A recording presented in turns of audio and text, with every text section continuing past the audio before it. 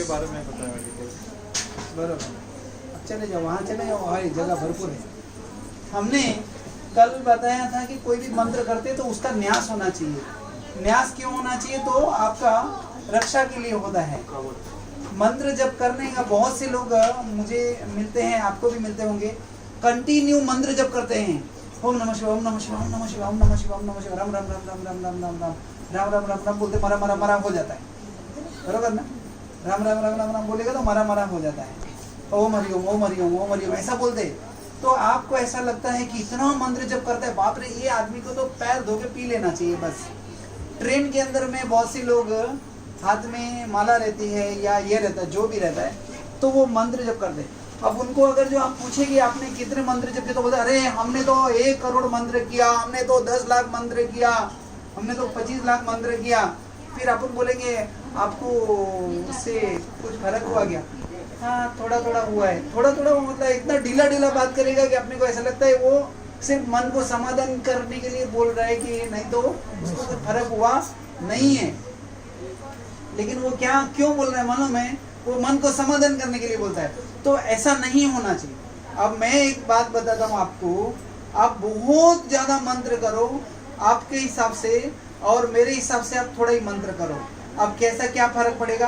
आपको मैं एक 50 किलो कापूस का बोरी मारूंगा और एक आपको 5 किलो लोहे का बाट मारूंगा, तो लगेगा क्या? बाट लगेगा, खून निकलेगा। और वो 50 किलो मैंने कपास मार दिया तो आपको कुछ नहीं हुआ। तो ऐसा है कि आप सही तरीके से थोड़ा ही मंत्र जब करोगे तो बहुत असर आना है, और आप गलत तरीके से बहुत मंत्र करो तो भी कुछ फर्क होने वाला नहीं है। सही तरीका क्या है? तो सही तरीका कैसे है समझेंगे।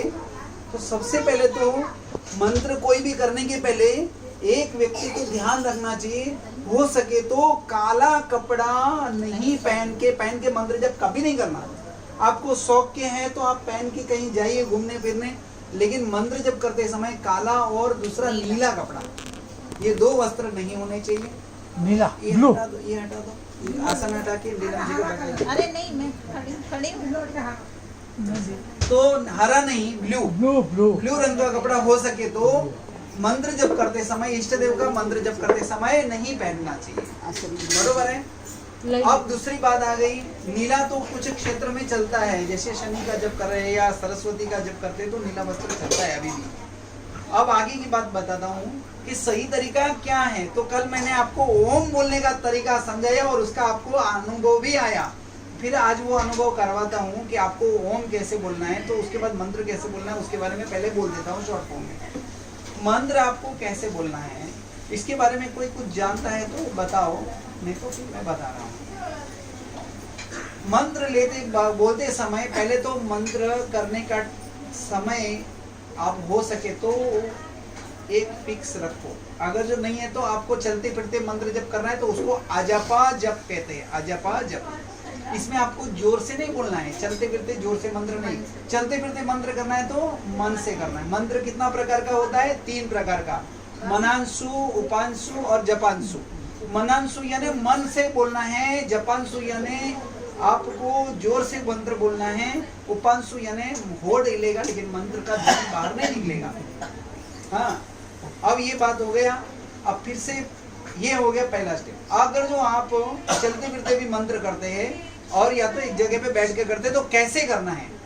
तो मंत्र करते समय एक सांस लेनी है। जब सांस ले रहे हो तो श्वास लेते समय आपको वो मंत्र बोलना है जब तक श्वास आपका नाभि में स्थिर नहीं हुआ, बरोबर है? फिर ये हो गया एक स्टेप। दूसरा स्टेप, मंत्र श्वास बाहर निकल रहा है वो समय में आपको श्वास धीरे धीरे छोड़ते हुए वो मंत्र पूरा श्वास छोड़ते हुए बोलना है। ये हो गया दूसरा स्टेप। अब फिर से मैं आगे बोलता हूँ। आपको मंत्र बोलते हुए श्वास लेना है, वो पूरा मंत्र आपका होगा तब तक में श्वास लेते जाओ लेते जाओ लेते जाओ, भर दिया। अब श्वास को अंदर रोक देना है, रोकी हुई श्वास में मंत्र को बोलना है। श्वास को रोक दिया है और मंत्र बोल रहे हैं, और धीरे धीरे श्वास छोड़ते छोड़ते मंत्र बोलना है। तो श्वास छोड़ने के लिए आपको ज्यादा समय लगेगा, और फिर श्वास छोड़ दिया, पूरा बॉडी एयरलेस हो गया, आपका पूरा शरीर में से वायु नहीं है। वो स्थिति में मंत्र को आप अपना नाभि में ध्यान लगा के मंत्र को बोलना है। उस समय आपको श्वास रोक दिया है और आपने श्वास लिया ही नहीं है, बॉडी आपके शरीर में से वायु नहीं है, ना आ रही है ना जा रही है। अब वो ऐसा अगर जो मंत्र बोल दिए तो वो मंत्र आपके ये जो रोआ है एक एक सेल का स्थान है, उधर तक जाके मंत्र अटैक कर देगा, वहां तक मंत्र पहुंच जाएगा। तो एक ही बार बोलना है क्या? नहीं, फिर से मैं बोल रहा हूँ, श्वास चतुष्टया, श्वास चतुष्टया, श्वास लेने का क्रिया कैसा है तो बोलते लिया छोड़ दिया, ऐसा नहीं है। श्वास को लेना है, श्वास को उसको लेने को बोलते पूरक, फिर श्वास को रोक दिया तो उसको हो गया कुंभक। कुंभक यानी कुंभ यानी गड़ा, गड़ा कैसे एक जगह पे पानी से भर दिया, हिला नहीं सकते, उसको वायु नहीं हिलाता है, कुंभक।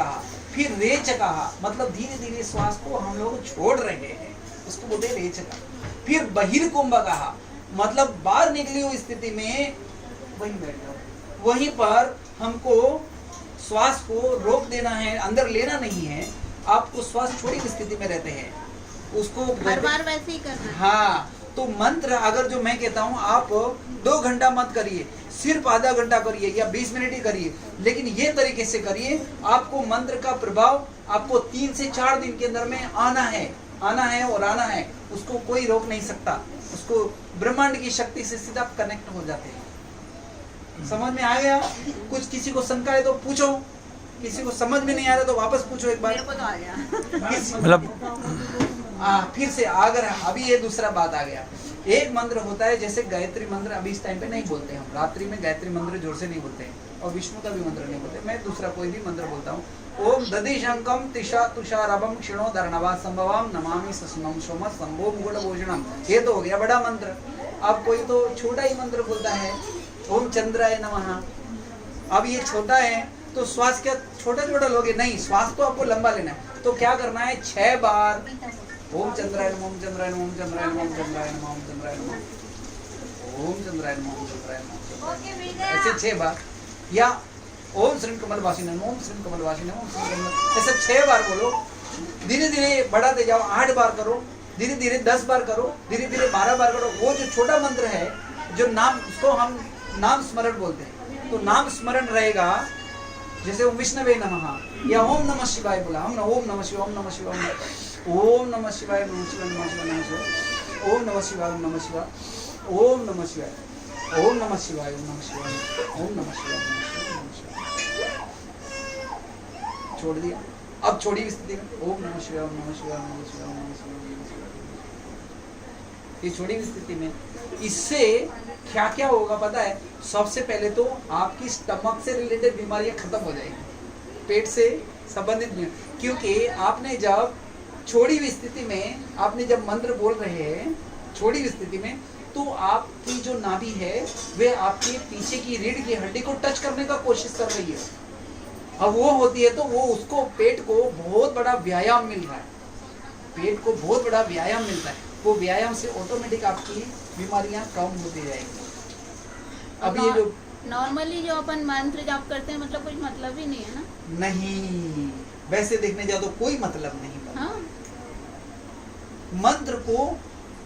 मंत्र को आप श्वास के साथ, जैसे 1000 आदमी होते दंगा करने वाले होते हैं, 1000 लोग दंगा करने वाले होते हैं, उनके पास हथियार होते हैं, बराबर है, उनके पास शस्त्र होते हैं। ध्यान से सुनना मेरी बात को, कि वो 1000 लोग होते हैं, उनके पास अस्त्र शस्त्र होता है, और मिलिट्री के आदमी कितने होते हैं? 100 होते हैं।